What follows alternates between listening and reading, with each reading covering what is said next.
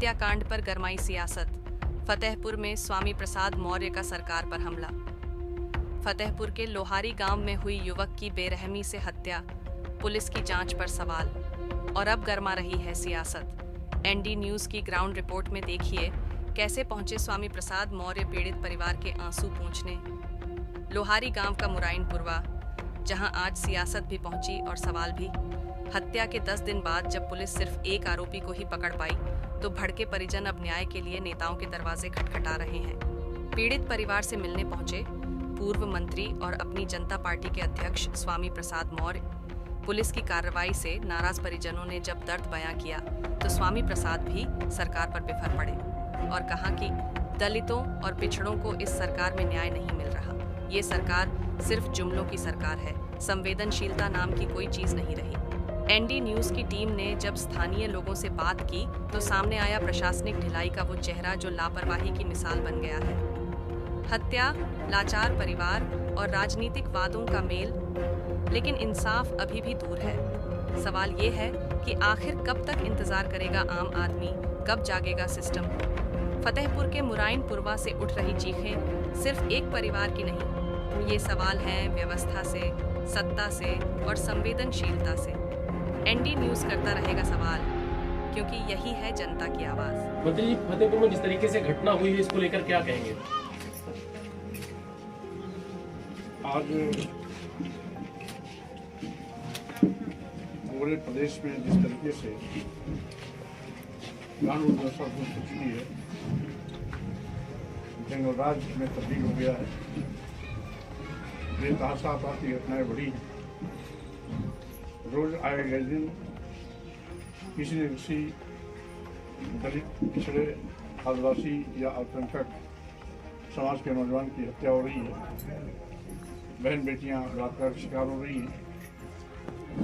और इसी क्रम में ये हुसैनगंज कोतवाली अंतर्गत ग्राम पंचायत लोहारी में श्री छोटेलाल मौर्य जी के बेटे की भी हत्या हुई है। कुल मिलाकर के जिस तरीके से ऐसी गंभीर घटनाओं पर पुलिस की निष्क्रियता दिखाई पड़ती है, इससे लगता है कि अपराधियों और पुलिस में आपसी साझगांठ है। और यही कारण है पुलिस प्रशासन अपराधियों पर कार्रवाई करने से बचती है, जिसके नाते अपराधी बेखौफ होकर के इस प्रकार की नित्य प्रति घटनाओं को अंजाम दे रहे हैं। अब गूंगी बहरी योगी सरकार कुंभकर्णी नींद सो रही है। बिगड़ी कानून व्यवस्था पर प्रभावी कार्रवाई करने में सरकार असमर्थ है। जिस तरीके से परिवार का आरोप है कि जिनके खिलाफ एफआईआर की गई है, उनको ना गिरफ्तार करके दूसरों को गिरफ्तार किया गया, इसको लेकर क्या कहेंगे? पुलिस प्रशासन को लेकर और फतेहपुर के जिस तरीके से प्रशासन का रवैया है, उसको लेकर। देखिए, जैसे कि अभी परिवार एवं गांव वालों से बातचीत के दौरान पता लगा कि पुलिस का रवैया शुरुआत से ही हीले हवाली का रहा है,